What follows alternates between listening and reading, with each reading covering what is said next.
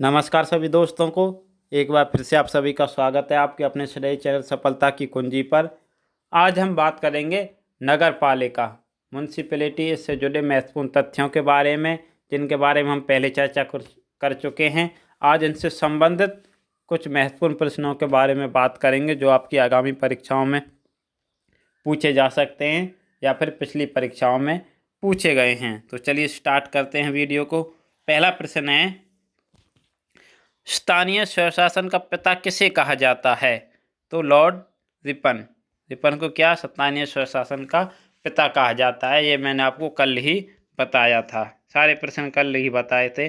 अगला प्रश्न है, नगरीय शासन की प्रणाली को किस संविधान संशोधन द्वारा संवैधानिक दर्जा दिया गया है?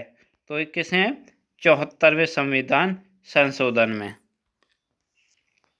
अगला प्रश्न है, किस अधिनियम के कारण संविधान में 12वीं सूची जोड़ी और इस सूची में नगर पालिकाओं की कितनी कार्यकारी विषय वस्तुओं का उल्लेख है और किस अनुच्छेद से संबंधित है?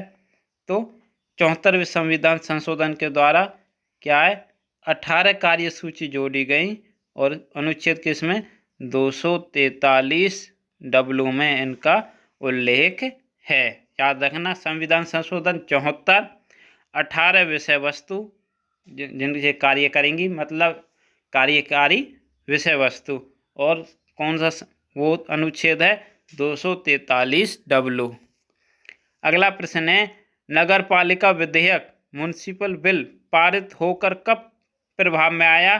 तो 1 जून 93 में, 1 जून 1993 में क्या है, जो नगर पालिका विधेयक है वो प्रभाव में आया था। भारत में कितने प्रकार के स्थानीय शासन हैं? तो लोकल गवर्नमेंट कितनी? 8 प्रकार की होती है। कल 8 प्रकार मैंने आपको बताए थे, फिर से एक बार बताने की कोशिश करता हूँ।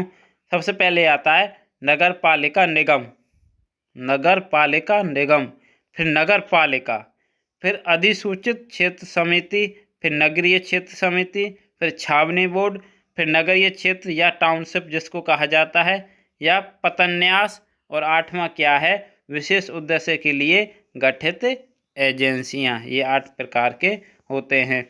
अगला प्रश्न है, नगर पालिका 3 प्रकार की संरचना का उपबंध करता है, जो इनमें से नहीं है। नगर पालिका परिषद छोटे शहरी क्षेत्रों के लिए होती है, बिल्कुल सही है।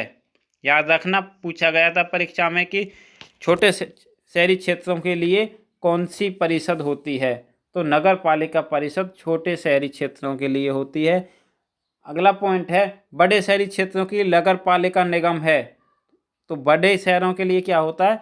नगर पालिका निगम, और छोटे शहरों के लिए नगर पालिका परिषद। ये दोनों पॉइंट आपको याद रखने, काफ़ी ज़्यादा कंफ्यूज करते हैं परीक्षा के दौरान। अगला पॉइंट है, नगर पंचायत ग्रामीण क्षेत्रों से शहरी क्षेत्रों में परिवर्तित हो रहा है। नगर पंचायत कहाँ होती हैं? ग्रामीण क्षेत्रों में। और डी है, नगर क्षेत्रीय समिति बड़े कस्बों में प्रशासन के लिए गठित की जाती है। ये बिल्कुल क्या है, इसमें गलत आंसर होगा। अगला प्रश्न है, मार्गों में प्रकाश व्यवस्था और संरचना की जिम्मेदारी किस समिति को दी जाती है? जो आपके रास्ते होते हैं उनमें लाइट वगैरह और जो सिक्योरिटी CCTV वगैरह या फिर सिक्योरिटी गार्ड आदि की जो जिम्मेदारी वो किसकी होती है? नगरीय क्षेत्र समिति की होती है। अगला प्रश्न आता है, नगर निगम में 3 प्राधिकरण कौन से हैं? नगर निगम में सबसे पहले क्या होती है? नगर परिषद, जिसे परिषद कहा जाता है, फिर स्थायी समिति, फिर उसका क्या आयुक्त होता है। ये उपरोक्त सभी होते हैं। याद रखना, नगर निगम के 3 प्राधिकरण, परिषद, स्थायी समिति और आयुक्त।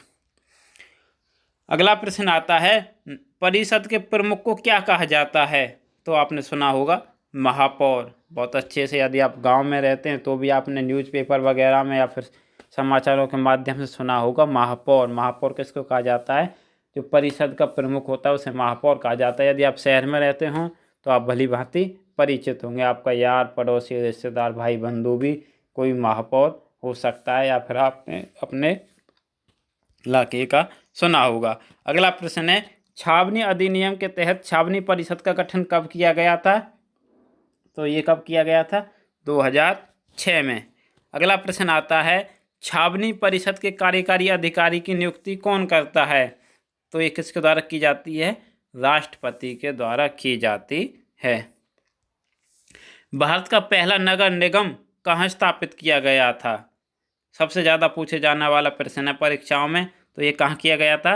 मद्रास में।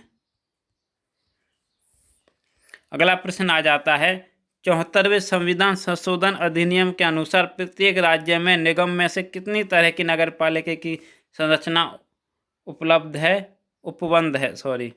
जो नियुक्त है? तो ये नगर पंचायत, नगर पालिका परिषद और नगर निगम। याद रखना, नगर पंचायत जो हाल ही में जो गांव क्या है कस्बे की ओर अग्रसर हुए हैं उनमें क्या होती है? नगर पंचायत होती है, मतलब जिन्हें कस्बे कहा जाता है। जो छोटे शहरी क्षेत्र होते हैं उनमें क्या होती है? नगर पालिका परिषद। और जो बड़े शहरी क्षेत्र हैं उनके लिए क्या होता है? नगर पालिका निगम। अगला प्रश्न है, नगर पालिका के कार्यकाल अवधि कितने वर्ष निर्धारित की गई है? तो ये 5 साल के लिए निर्धारित होती है। अगला प्रश्न है, नगर पालिका का प्रधान कौन होता है? तो कौन होता है? अध्यक्ष। और परिषद का महापौर। याद रखना, नगर पालिका का अध्यक्ष होता है जो प्रमुख होता है, और परिषद का महापौर। अगला प्रश्न आता है, नगर पालिका की परिषद में सदस्यों की संख्या कितनी होती है? तो कम से कम कितनी हो सकती है? 10, और अधिक से अधिक 40 हो सकती है। अगला प्रश्न आता है, नगर पालिका की परिषद के सदस्यों का चुनाव किस प्रकार होता है? तो नगर पालिका क्षेत्र में रहने वाले वयस्क मतदाता के द्वारा। जैसे गांव में यदि आप गांव से रहते हैं तो आप किस हिसाब से देख सकते हैं, जैसे आप अपने वार्ड का मेंबर चुनते हैं और गांव का सरपंच चुनते हैं, उसी प्रकार अध्यक्ष और नगर परिषद के सदस्य चुने जाते हैं। फिर नगर परिषद के सदस्य वोटिंग करते हैं अपनी, वो अपना अध्यक्ष चुनते हैं।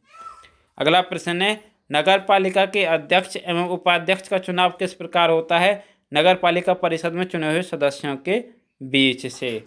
जैसे आप यदि गांव में रहते हो तो मैं आपको गांव के हिसाब से समझाता हूं।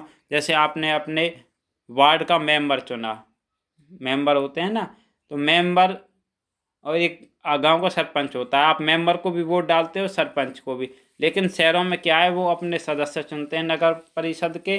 वो सदस्य जो चुने के आते हैं वो फिर अपने ही बीच में से सर्वसम्मति से या वोटिंग के द्वारा क्या है, अपना अध्यक्ष चुनते हैं।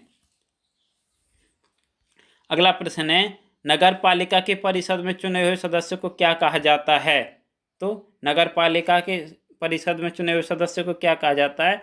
Ward commissioner. और नगर निगम का अध्यक्ष और नगर परिषद का महापौर।